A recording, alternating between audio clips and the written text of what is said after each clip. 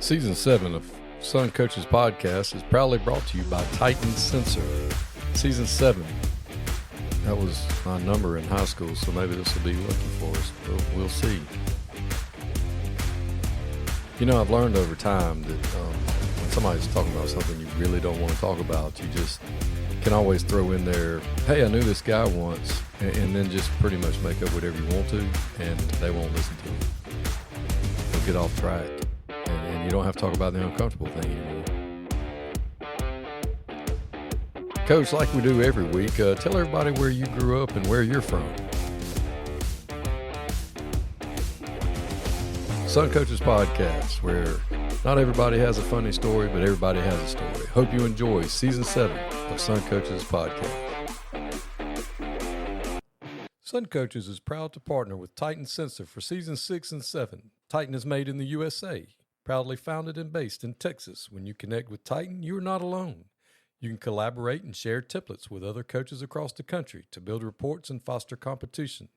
Used by programs such as State 6A Georgia State champion Grayson High School, Titan can tailor a package to fit your needs.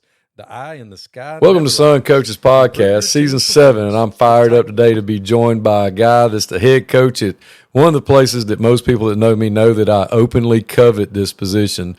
He's the head coach at Franklin County, Coach Chuck Holland. Thanks for being on with me. Coach, I appreciate you having me, man. It's an honor, and I'm fired up.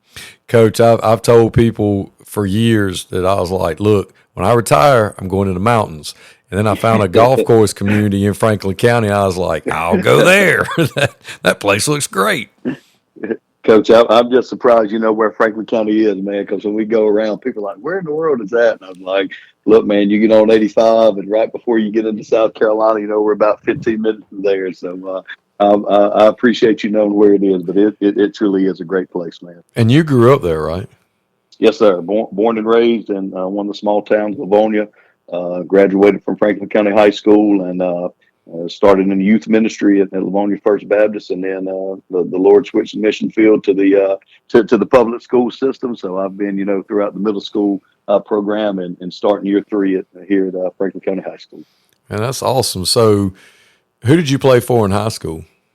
So Coach Jeff Davis was my coach, and he great mentor to me, man. Just outside of my own dad, you know, probably had one of the biggest impacts. You know, just great Christian man, great Christian leader, and heck of a coach. I mean, he's the all-time winningest coach up here in Franklin County. And you know, when you kind of go looking through the Georgia history stuff, you'll kind of see his in the 80s and 90s, and just what he was able to do was amazing. So I got to play for him, and my final season in 2000 was actually his last year that he coached as well. And praise the Lord, he's still living today, and we talk regularly. So it's just been awesome to be able to play for him and see the impact he had on me and so many others, and still be able to have him in my life, and holding the position that he had, for him to be able to give me advice and stuff like that. I'm truly blessed.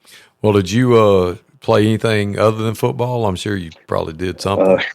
Yes, sir. I mean, it's Franklin County. We're a rural school in AA, so we have a lot of multi-sport athletes, and I was one of them. I actually grew up in a basketball family. My dad played at UGA in the 70s, so I got 2 brothers. One older and one younger. So we grew up, as a basketball family, and I always loved football, even growing up, but they were both basketball guys. So obviously basketball was the first, sport that I played, and grew up playing Little League baseball, all throughout. And then when I got to high school, I actually lettered in 4 sports here at Franklin County, obviously football. I also did track, basketball. In my senior year, Coach Davis was actually the tennis coach, so he recruited me out to the tennis courts, and I played tennis, my senior year, man, and truly fell in love with that. My dad played with Manny Diaz, who was the coach at Georgia. They went to school together, and he played when I was younger, so I knew about the sport. And Coach like, look, he called me Duck. That was my nickname. He said, Duck. He said,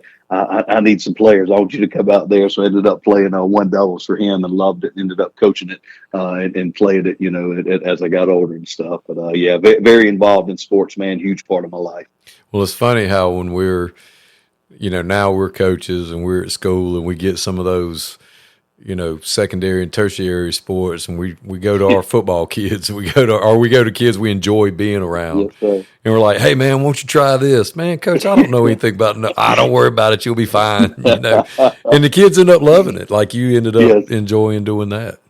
Yeah, well, that's what I mean. I coached middle school and high school tennis for, gosh, man, 10, 11 years. And I actually took Coach Davis's, when I moved up from the middle school to high school when he retired, totally from coaching tennis and stuff. But that's what I do. We had some kids who had a couple of good, legit tennis players. But I mean, we're not a big tennis community. So I'd find, basketball players or football players. And hey, are you running track? You playing baseball? No, like, well, hey, come on, I'm going to teach you how to play tennis. But and then they get out there, it's fun. But I'm a big proponent. I tell my guys even now that fellas during the winter, play basketball, wrestle. In the spring, do baseball, track, soccer, do something. Because I think the more sports they play, the more it helps them. So you had a very different path to the head coaching chair than most people. You said you started out in the ministry. So did you go to seminary or I mean, how did that work out? No, Coach, I didn't. I went to Western Carolina in Cullowhee and played there for 2 seasons. And, I just that was a very pivotal time in my life. I mean, just because, to be completely honest, the players that drive coaches the most, I had kind of turned into one of those, man, and kind of lost my focus and straight off the path. So I ended up playing there for 2 years and, ended up coming back to Georgia. And ended up, I was literally at UGA, ended up graduating to start my master's program. And I, essentially got saved, submitted my life to the Lord. And that summer, was working back home. And as I said, getting ready to start my master's program. And I started working with youth during the summer, and that fall, my pastor came to me and said, hey, we're looking for an intern. And I was like, well, look, I don't know what the heck I'm doing, but I'd love to give it a try. So fell in love with it, man. And did that for 6 years from 2006 to 2011. And then I started, tutoring in the schools, and the Lord switched my mission field, from the the church scene to the public school scene. So that's kind of how I got started. But I mean, even when I went to college, I went for education. So it's kind of one of those, I was getting ready. But like I said, I already graduated. My mama, she was a school teacher. She was a counselor. She wanted me to go in and start my master's. So I started working on that. Like I say, the Lord opened up that door for me for those 6 years. Well, that's awesome. I mean, you knew you were going to do something working with kids and working with youth, yes, sir, one way or the other. Because I ask people all the time, I'm like, hey, man, did you get in the wrong line or something when you were in? I mean, you did know what you were signing up for when you got in this high school coaching thing. And it's funny how a lot of the guys are like, no, this is really what I wanted to do. And I'm like, well, I mean, that's awesome, because we have such a shortage now of trying to find just teachers, much less coaches. Right. That want to pour into young people and want to spend their free time raising other people's kids, because that's basically what we do. Oh, exactly right. Yeah, and that was my plan. I mean, I knew going in that I wanted to teach and coach. I mean, of course, I had dreams, when I was younger, of playing in the NFL and stuff like that. But when I got up to Western Carolina, I figured out real quick, hey, this is one AA ball, and I ain't one of these dudes. So the NFL ain't for me. So I knew I wanted to go into teaching and coaching. And like I say, the Lord just took me on that little detour. But it just, looking back at it, man, it just really prepared me so much. It helped me mature, mentally, emotionally, spiritually, and really prepared me for what I'm doing today. Because I tell anybody, the greatest preparation I ever had was being youth director for 6 years and having to deal with, middle schoolers and middle school parents and stuff like that, man. So it was the Lord definitely used that kind of prepare me for where I'm at today. And then you transitioned into being a middle school teacher and coach. Yes, sir. So 2011, it just kind of, Lord opened up a door, for that. And I kind of prayed about it. I was getting ready to get married, so it's just one of those things that a very big transition year for me. But like I said, just when I was doing the tutoring, it was one of those things that felt right, just in my spirit, it felt right. So I actually was coaching as a lay coach, coaching basketball at the school, and loved being around it, just from having the sports perspective. And as I said, my dad coached me all throughout rec ball and Coach Davis, throughout high school. So I definitely wanted to have an impact, through sports. So I started in 2011, and you know how it is, Coach. I mean, coached 3 sports, football, basketball, and tennis, and got married in the spring, man. So that year was a whirlwind without a doubt. That's awesome. And so you spent your whole career in Franklin County. You're from Franklin County, and so you get Yep. it. Yes, sir. And Yes, and sir. that's important. And I try to tell people Right. that when they, ask about, hey, Mox, what jobs open, this, that. And I'm like, look, man, a lot of these places, you got to be from there. You got to know somebody, Right. or you've got to have a Yeah. connection, or you've got to be a fit for the community. And there was a time there before you got, promoted or took over, or however you want to, whatever happened, where it was like Right. a revolving door Yes, sir. of people coming in, and I think it's just awesome that you've gotten to grow up with this group. Not grow up, but you know what I mean. You got to Yeah. move with the same group to when you took over the head coaching job. You knew the kids from the time they were little until they're, Right. high school age kids. And I think that's important. Yeah, yeah, no, you're exactly right. I mean, Franklin County is a very special place to me, but it's also unique. I mean, it's still definitely small town, and I mean the superintendent who hired me as head coach back in 3 years ago, she was also the one who hired me when she was assistant principal through the middle school. So, like you say, just building relationships, and now, heck, man, being able to coach kids whose parents I played with. I mean, that's been awesome, and just seeing kids who were in the youth ministry 15 years ago, when I was doing it, just to see them. Well, now they got kids in school too, who are coming up and on. It's been very special for me because the senior class, I actually coached them in 8th grade, and the junior class, once we finish out, Lord willing, next year, I will have literally been with them, from their 7th, 8th grade year all the way through high school. So that's been really cool just to see their maturity, and just see how they've grown. And like you said, man, there have been some good men, some good coaches to come through here at Franklin County. When I first, took over that senior class, I was literally the third coach they'd have in 4 years. So stability is necessary, especially in a smaller town, a smaller community like this, to where you're not going to get a lot of kids who move in and stuff. So that's to me, that's very important. Yeah, when I was in high school, I was supposed to go to Evans, and then they built Lakeside Evans. Hmm. And our middle school baseball coach, Jimmy Smith, was our middle school baseball coach. And when they opened up Lakeside, he was the head baseball coach. So I got to be on the player side of what you're getting to experience as a coach. Right. I got to play for the same man for 6 years. Yeah. And Yeah. it was awesome. And I mean, he was the same to us from the time we were Right. 12 till we were 18, but it was just cool knowing that, he knew us. I don't know how he felt about us, but he probably say something different, but Yeah. I really enjoyed knowing, I mean, cause you know what you got. I mean, Yeah. and kids like structure, and kids like Yes. the Yes. same, and kids like knowing, who's going to be there every day and every year, and things like Right. that. And I mean, I didn't have to deal with this growing up, but I mean, a lot of people deal with a lot of, divorce and family Yes, sir. splitting up and things like that. So a lot of times as a coach, it's the only stability kids have.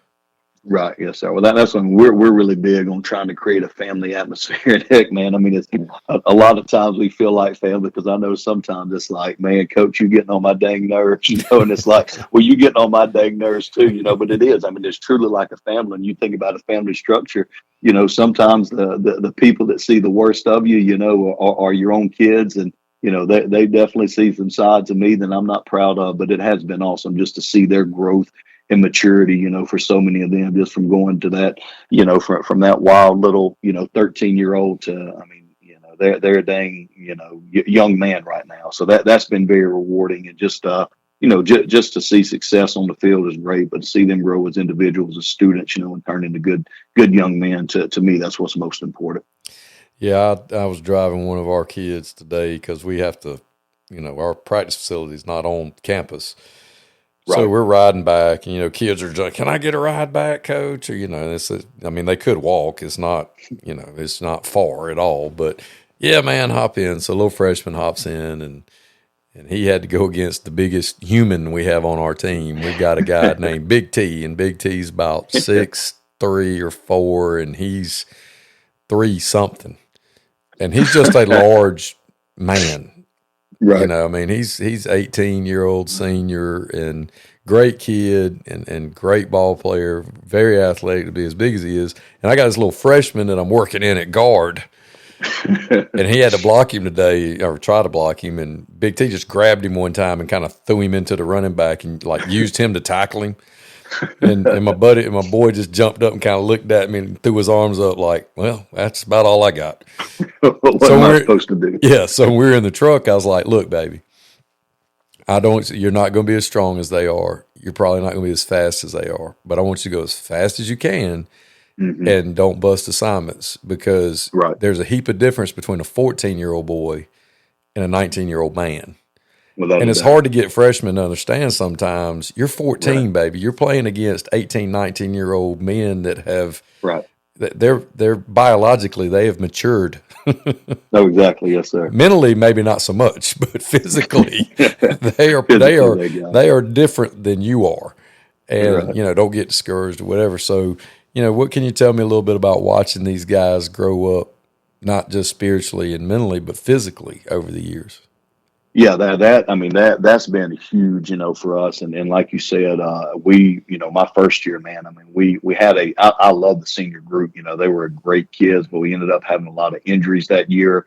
So we ended up having to play a lot of freshmen and sophomores. And just like the kid you were talking about, like, man, you're a good football player, but you should really be playing JV right now, but you're having to come up and play. And heck, I can remember vividly going down there to Hebron Christian our first year, and Coach Guess, of course, some of the creatures they had. And I was literally about close to halftime just praying like, Lord, please don't let one of our kids get seriously injured. Because, I mean, it was literally grown men playing against boys. But it has been really cool because I actually got to take over as a strength conditioning coach at the middle school and really started working with them. So it was cool from that first group I had, the seventh graders, just to see the improvements they made from seventh to eighth grade.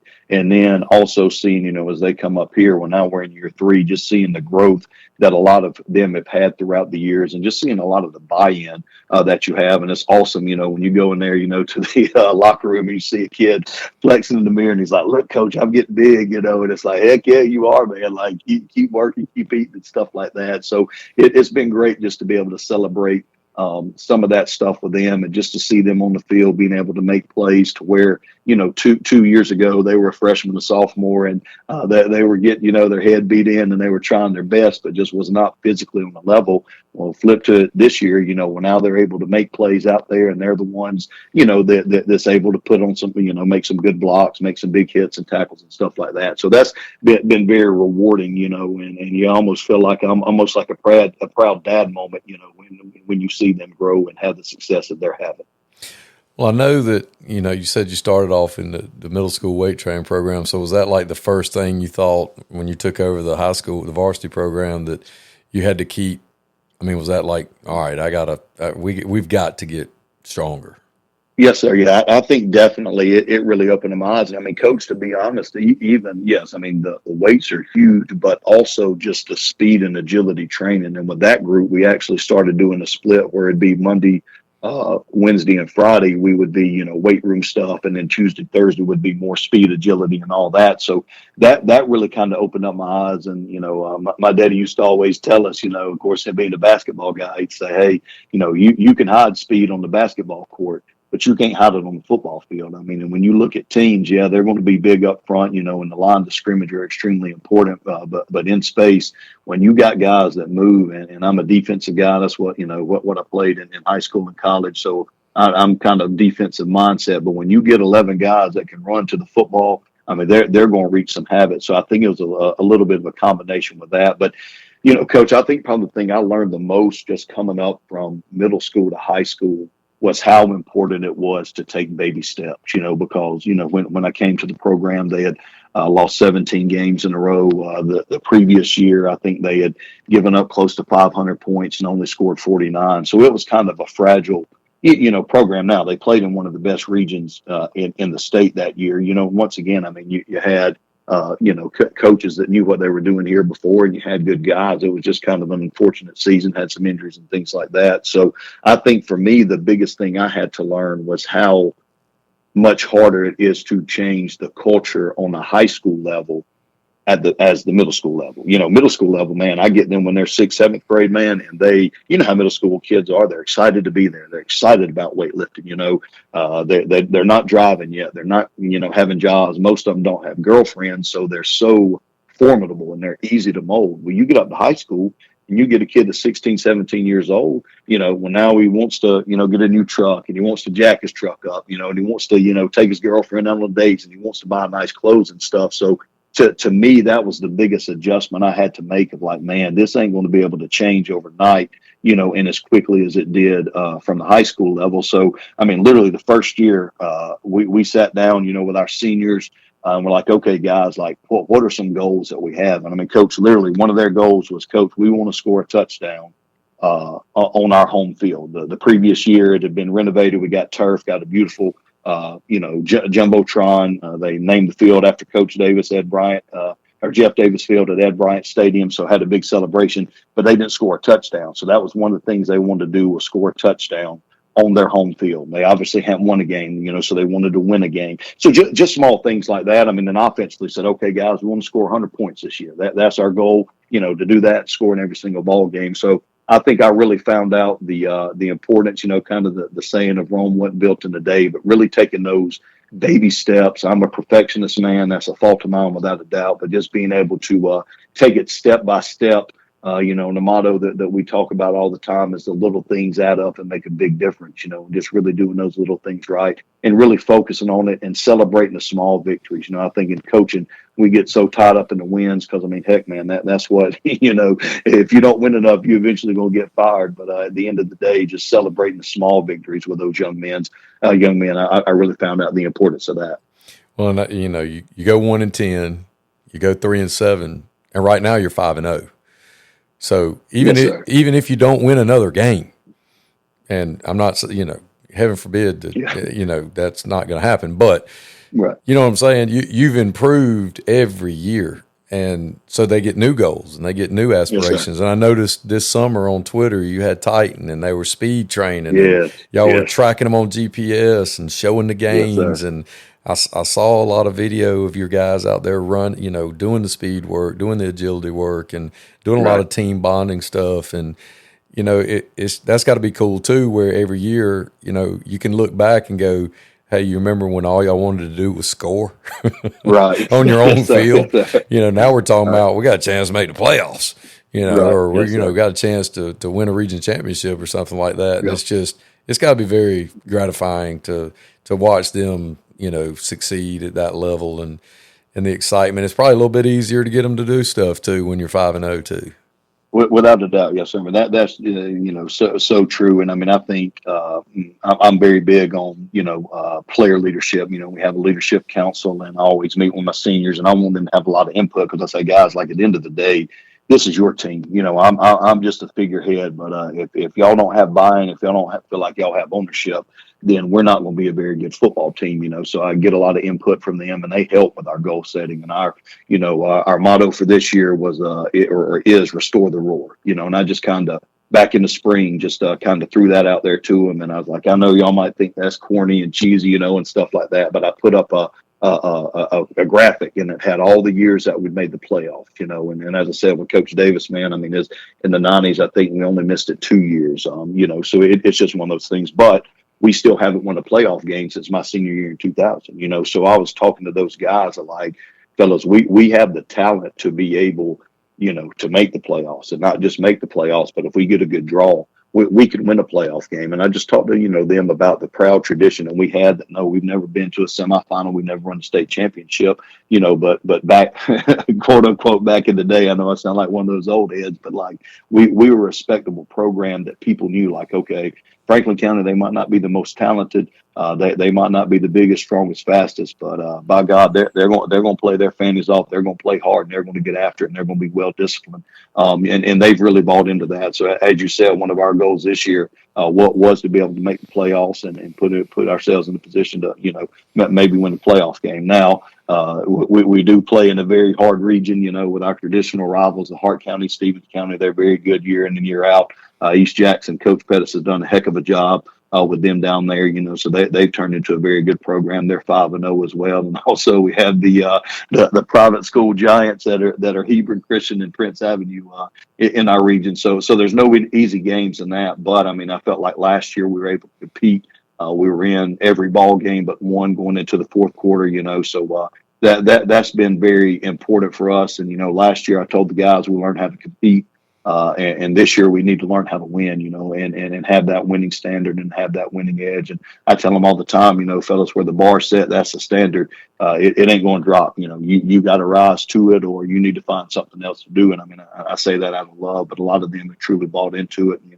The pillars that we want to build our program on are commitment, accountability, and brotherhood. And it's been awesome just to see some of those guys who were drive you nuts in seventh grade, to be some of the best leaders on your team.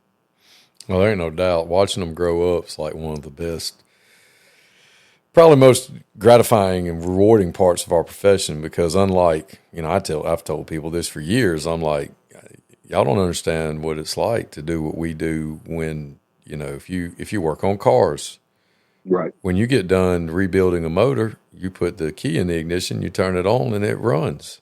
Yes. If you build houses, at some point in time, you stand back with your hands on your hips and go, "I built that." We don't get to see our finished product until maybe 10 years down the road. Yes, sir. Did they become productive citizens? Are they good husbands? Are they good fathers? Are they, are they productive, tax-paying members of society? Right. Did we do our job when we had them to get them there? And we don't get to see that until later. But it is fun to watch them grow up from, well, in your case, from middle school all the way through, but even just from ninth grade, even just a year, from ninth grade to 10th grade, that change. And like you said, once they start dating and driving, they got so many more distractions, and they've got other things they could be doing. I mean, let's be honest. Yes, sir. Yeah, without a doubt. I mean, there's lots of stuff they could be doing other than, coming at 6 o'clock in the morning and practice football. Yes, sir. That's what we tell them all the time. Of course, we got Lake Hartwell, this about 15 minutes from us. And, it's like we talk about all the time, fishing is huge up here. It's like, fellas, like y'all could easily be fishing, out on the boat, stuff like that. And we appreciate, y'all doing that. And we really try to incentivize our summer workouts, for the guys that do that and all, do some cool things for them, we always do either some type of like T-shirt, for the ones who make it. We'll do for the ones who, make all the workouts. We'll do a steak dinner for them, and we'll have them over to my pool. And my wife is great. She's amazing, man. I call her the director of football operations, but she does so much, man, and always opening up our home. And the kids love it. And I've got a 10-year-old and a 7-year-old, 2 boys, and then we got a little girl who's 3. But my boys love those players so much, man, and they just look up to them. And it's awesome just to see my players who I've invested in them, investing in my own kids, and it's really awesome. And, you just talk about with kids. I mean, I tell my parents all the time in my parent meeting, like, my goal for them is not for them to like me right now, because there's going to be days they don't like me. There's going to be days their parents don't like me, but 5, 10, 15 years down the road, I hope they will look back and say, like, okay, Coach Holland, he truly did love me. He truly was, even though I thought he was crazy and OCD, and ornery about stuff. He did that because he felt like it was best, and he was trying to help me become a young man. I mean, to me, that's I see coaching as a ministry, and that's what, I just pray that the Lord uses me to make an impact for them that lasts beyond, a 10-game football season, or even more if you make the playoffs, but, hopefully last for an eternity. So when you first got started at the high school level, how did you approach spring and summer, and has that changed over the years? Have you evolved, or have you just kind of kept it the same? And I mean, how have you gone about your off-season preparations into the summers and things like that? That's always interesting to me, how people do it. Yes, sir. I mean, it is definitely evolved. I mean, Coach, literally the first year, I felt like that hamster on the wheel that was just running 100 miles an hour. And I mean, it was literally me and 4 other coaches on campus. My coordinator was coming from a different school, so he would come when he could. There were other guys in who were doing different jobs and stuff like that. So that spring, I mean, I told my guys, we want to create excitement around the program and get as many kids as we can, out there. And I mean, there were some days where I was literally, me and 3 other assistants were running a practice with 80 kids once we brought those 8 critters up. And I was having to do both the offense and defensive side of the ball. But in that year we just did a green and white scrimmage where we scrimmaged each other because I felt like that was the best. Year 2 had a little bit more stability. Brought another coordinator in so that way I could step out of the coordinating roles, but he was once again in another school, so he was here the majority of the time. With that, so we did another spring game, and then this past year, another spring scrimmage. This past year, having pretty much the same staff, little turnover, so many returning guys, we actually did a spring game versus Cedar Shoals out of Athens, and it's just one of those things, Coach. I felt it was time. Like I felt like our guys were hungry. I know with spring is hectic. We got a lot of guys who do track. I mean, heck, our baseball team, we got a fabulous baseball team. They played for a state championship. So our starting quarterback literally missed the entire spring, but it was a great time for other guys to be able to get reps. Our track team got runner up at state this year, got a fabulous track team. So a lot of them literally came in for 2 days of practice and then, played in the spring game versus Cedar. But I felt like we were finally at a point to where we were kind of standing on firm ground, on a firm foundation, and we were able to go out there and compete. And it was very exciting for our kids. It kind of gave them something to work to, during spring, kind of getting out of the monotony, and things like that. So it definitely changed. And I mean, I love listening to your podcast, and so many coaches talk about, well, hey, spring game didn't work with us, the inter squad. Or we did the inter squad the first 2 years, and the spring game really worked well for us, and developed a relationship with Coach Sharpie, who was originally from South Carolina, but's at Cedar Shoals now. We're planning on doing the spring game again just because it was good for both teams, when you're able to get all the guys on film. It's exciting, and kind of give you some film and things to look at, from a game perspective going into the summer. Well, I think you hit on something there too about having a relationship with guys you do spring with, because, if you're with somebody that's keeping the main thing, and it's spring. Right. Yes, I don't care if we win by 1,000 or lose by 1,000. That's not what it's for. But some guys, they don't think that way. You right. Get out there and you're like, all right, man, in the third quarter, we're going to play our young kids, right? And they're like, right. Oh, yeah. And then you throw the Booney Boochies out there, and you look out there and they've got their Mandingo Warriors out there still. And you're like throwing your arms up. Hey, man, what are we doing? Okay. So having that relationship with the guy you go in spring, that makes a difference. And one of the words that you said earlier in the conversation that I think just epitomizes, just everything you've talked about so much is evolving. Right. Yes, sir. You've evolved and watched them in the weight room, and you've watched them, and you've changed the way you do spring. And I'm sure summers probably have been different too, whether it's, OTAs or just staying at home or 7-on-7s and things like that. I know some people have a system and they stick with it, and some people are still kind of building that system to figure out what works. And I'm of the opinion that every group's different. So right. I don't know. I mean, I'm not a head coach, but if I were, I would probably think that I don't know that you can do the same thing for, every year for the guys, because they're just a different group. Yes, sir. Yeah. And I think that's so true. Each year is different within itself. We have, things that we try to do consistently, just talk about the evolution. I mean, I've been very fortunate, Coach Kamen Brooks, who started the first year as the defensive coordinator. He moved to offense last year. He kind of runs the weight room, and he's great, man, at just like getting stuff. And I can fully trust him with that. And he's done a great job of that. And you talk about the Titan sensors. Coach Caleb Hardy, came there from East Jackson, and he was big on like the speed training and stuff. And we bought the Dasher system, for the lasers to be able to time 40s. Pro shuttle, L drill, things like that. But like he was big into this, and I heard, giving y'all a plug, with your Titan, sensor. But man, it's great, just to be able to have that. So just having those guys, and not only the kids being able to grow, but to be able to see my coaches grow. Because I mean, with us being a small program, I mean, it's I don't get guys who come in here, and like, okay, well, I'm going to go here for 2 years and I'm going to get a coordinator job somewhere else. I'm going to be a head coach, and it's like, our supplements are, are fair supplements, but I mean, it's not one of those systems where you come in and going to make bank, but it's like our coaches want to be here, that they love the kids. And it's just been cool just to see the true evolution. And, just talking about summer, I mean, we're blessed this year to be able to go down to Jasper County with Coach Henderson, do an OTA with them. So that was cool for us to kind of get out of the Northeast Georgia area to be able to go down there and kind of, compete against some of those Central Georgia teams. Then we went up to FCA camp, the paddock camp that they do. We actually went to Piedmont this year, man, and it's just amazing. I love it just for our guys to be able to have that, spiritual exposure, and be able to do, team Bible studies and all. But I mean, like Toombs County was up there, and I mean, just to see the level that their program plays at. So, just being able to do that, I finally felt like we were ready. Went to a 7-on-7 down at Georgia Tech, this summer. So that was cool for our guys to do. So I think you hit it on the head. Each year is going to be different. And I've learned as a coach, I feel like it's important to understand that and say, okay, well, this worked for us last year, but this might not work for us this year. So we got to figure out how we want to do stuff that best suits the team. Yeah, I know this is my first year at Dodge, and the head coach, Philip Brown's his second year.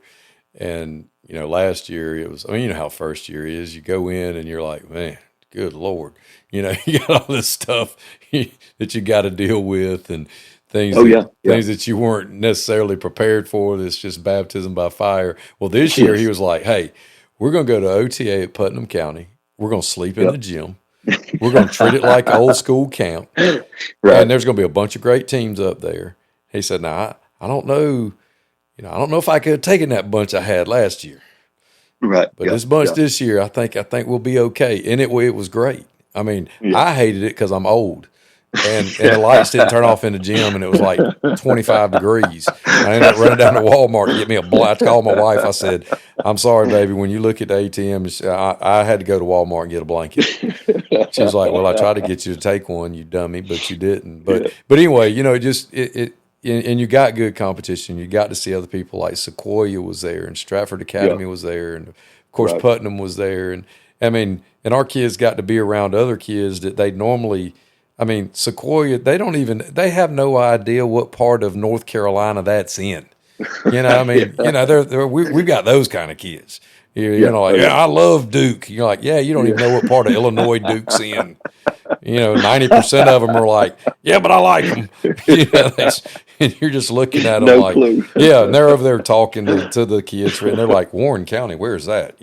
And you try to tell them, because, I mean, a lot of our, it's probably the same way with Franklin County. They're rural kids.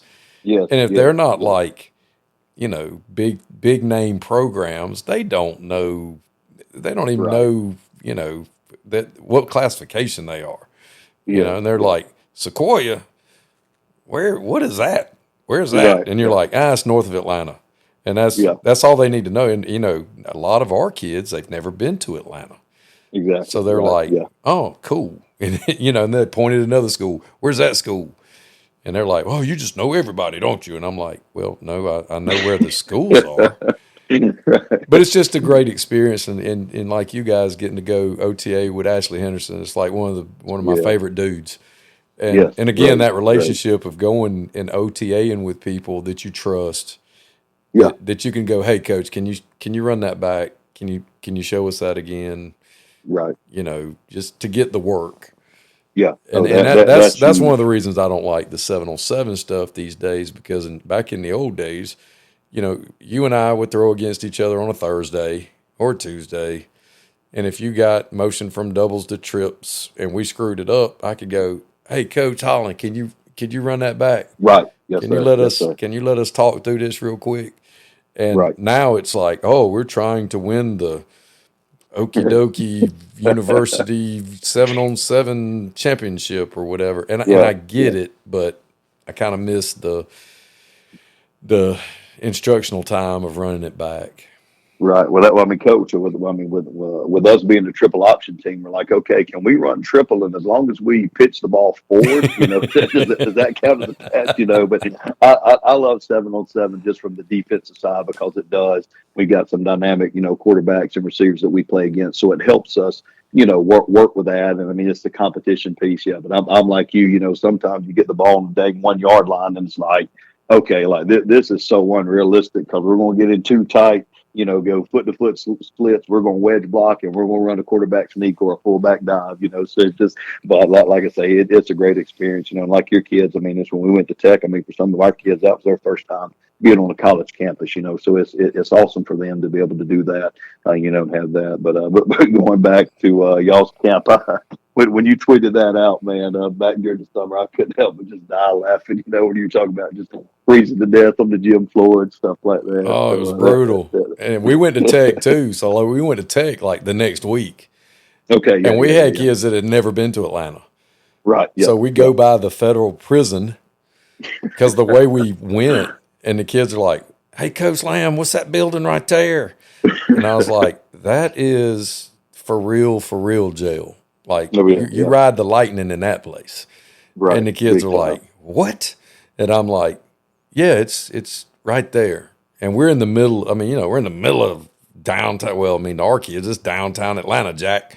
And they're like, "Well, where is Georgia Tech in Atlanta?" And I'm like, "It's in Atlanta. Like it's you couldn't be more in Atlanta than Georgia Tech is." So it was like you said, it was cool experience for the kids. And we're up there the same day we're there, like Hoko's there and Kale's there, and there's just people from all over, and kids are like, "Oh, I've seen him on Twitter. Oh, that kid's he's a Power 5 guy, and oh, that guy's he's a 5-star." And and some of them were like, "Well, I'm just as good as he is." Or some of them were like in awe, but they competed. And like you said, that competition piece is so big, especially, when you're taking the strides that y'all have taken at Franklin County, getting them to compete is super important.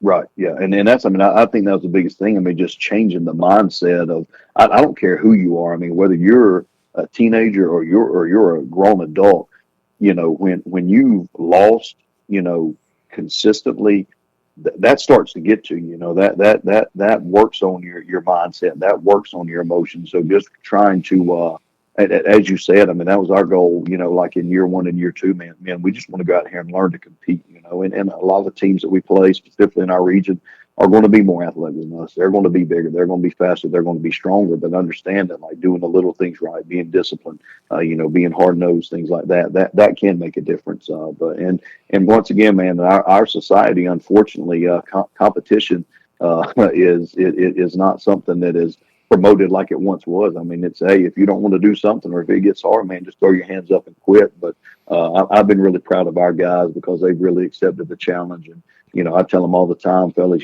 trash Monday through Thursday equals trash on Friday night. So you can't, be a jackleg in the classroom and be lazy in the classroom and be lazy in the weight room and be lazy on the practice field and let it be the clown show and then expect to show up on Friday night and be ready to ball out. It don't work like that. You got to do those little things right.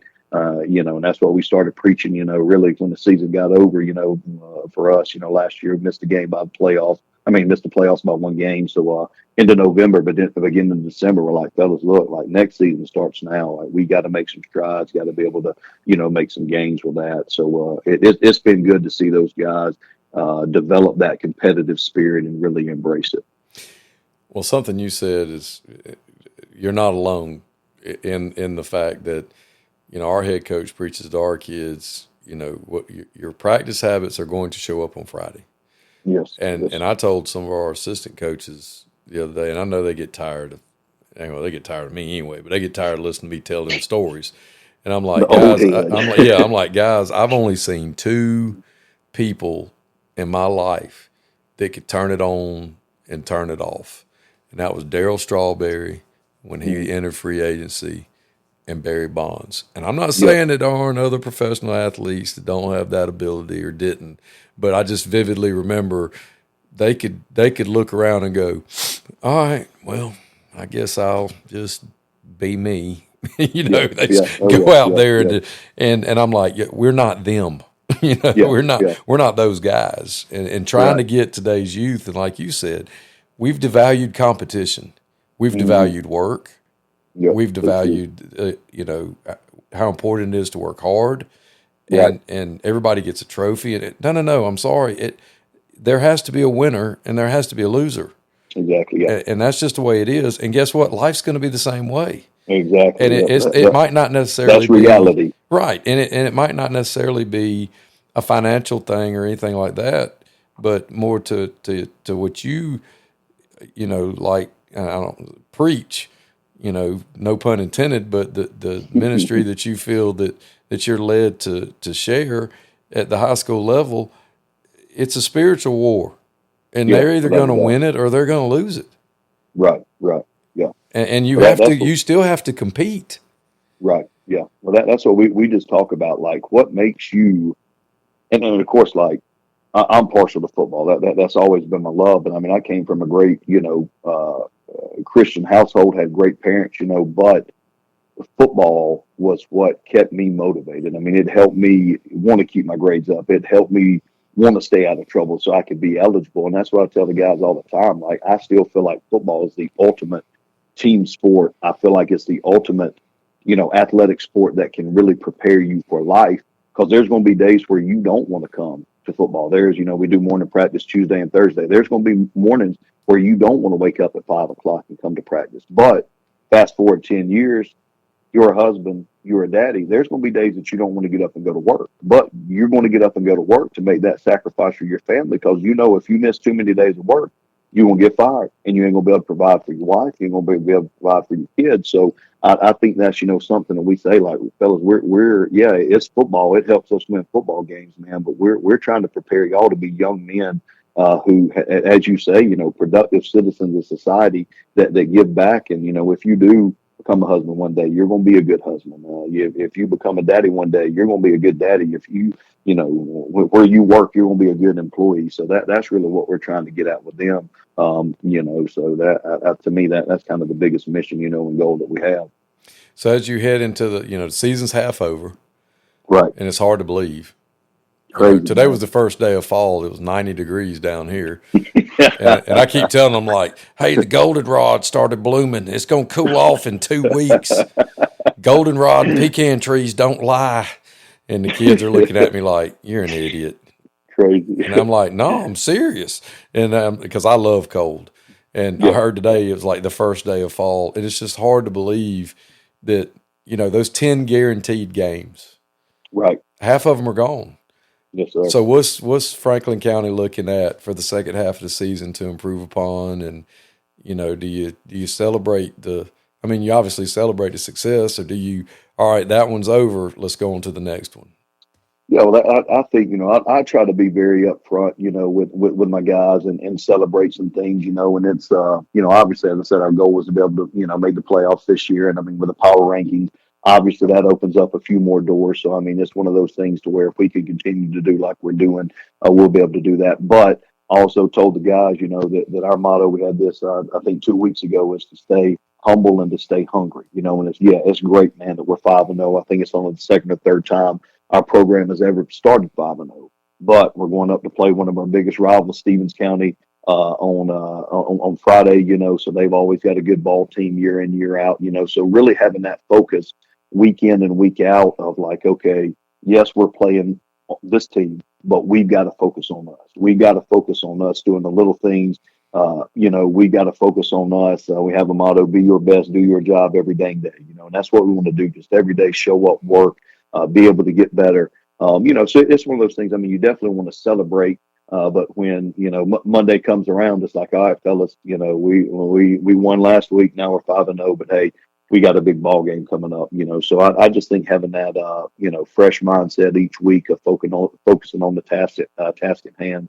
Just like you would in the ball game, is very important. But as I said, our region is extremely tough.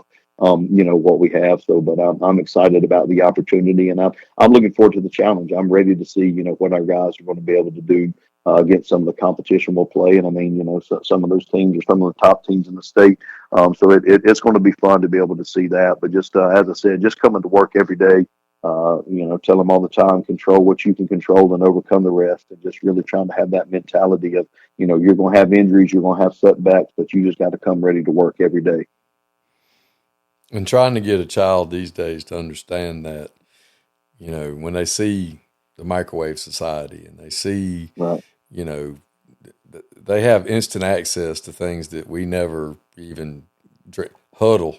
I mean, Right. I was showing one of the other teachers today that I share a classroom with, I'd pulled up huddle and showed him that. And he was like, so the kids have this. And I was like, Yeah. yes, sir. They can watch it on their phones. Yeah. And he was like, huh. I said, yeah, if y'all knew all of the stuff that we put in their hands, you would sit up there on a Friday night and go, "You kidding me? We missed a block. We don't know what route to run. What are we doing?" And I'm like, "Yeah, they get to watch practice every day, and we do a lot of meetings, and we do a lot of teaching off tape, and yeah, their access to what's going on is way more than we ever had." Yes, sir. Definitely a little bit different from the VHS tapes that we had. We had to rewind, and stuff like that. So yeah, trying to make your own highlight tape back then was like you needed a stack of VCRs and yes, and yes. a quick finger on the pause and play and Right. record button. Yep, it hit the slow mo in there too to get it. But that's I remember it was huge when it just came out where you could convert VHS to DVD. I remember how awesome that was, and just being down in my parents' basement, doing that. So it is amazing, what just the advances in technology, and just how much easier from a coaching, perspective it's made things, and it's wild, man. Well, I know everybody's different and everybody has their way and their philosophies and what they do and how they do. But what's some advice you'd give to some younger coaches out there that are aspiring to be head coaches and take over programs that may be on a 14-game losing streak before they come Right. in, or a 17-game, or turning something around? What's some advice you'd give some of those guys? Yeah, I think, man, the biggest thing, and I know this sounds cheesy, and it's kind of a phrase that people use, but be yourself. You do you. Whatever your strengths are as a coach, really try to play to those. Whatever your weaknesses are as a coach, try to find other coaches who can help you. You can surround yourself with to help fill those voids. I think that's huge.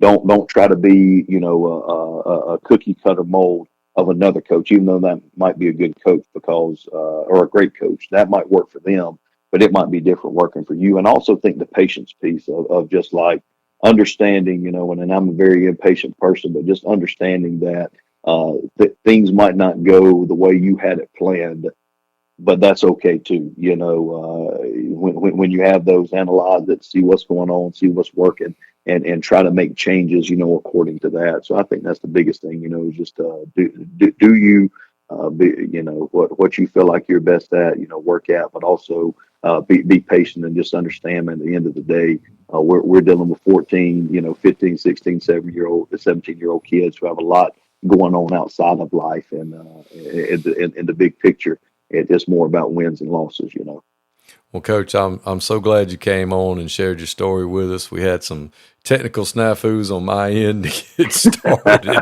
but for those that know, for me, that's pretty normal. So, but I sure do appreciate you coming on and sharing your story, and congratulations on a great start to this year. And you're definitely building it the right way. And I know that those kids at Franklin County, they may not realize it now, and maybe not every day, but they're definitely blessed to have a man like you that's pouring into them and cares about them not only mentally and physically, but spiritually as well. Well, I appreciate that, Coach, and I appreciate what you do, man. It's been awesome. It's your podcast has helped me in my coaching journey, and I know we kind of talked off air, but when you did the Legend series, man, just to hear, I know Coach Winsett's one of your favorite, man, but just he was at Stevens County when I played at Franklin County. I remember Coach Teague when he was at Swainsboro talking about, Coach Devane in Hart County. Hart County was our main rival, and just hearing some of that stuff. And I remember Coach Wood from Buford when he was talking about playing against Monte Williams at Commerce. Me and Monte were the same age, and he played as a freshman. I didn't play till my sophomore year, but we literally competed, sophomore, junior and senior year. And then my junior year, we actually went to Carrollton to play Coach Scott's team. So it's really been cool for me, hearing those legends. And even though I didn't coach against them, like playing against them, and just hearing that, and we played at a jamboree with Coach Heron down at Oconee County. So what you do, man, is amazing for us, and it truly is a help. So I appreciate all that you do, and can't wait to look forward to listening to more of your episodes. Thanks, Coach. I sure do appreciate it.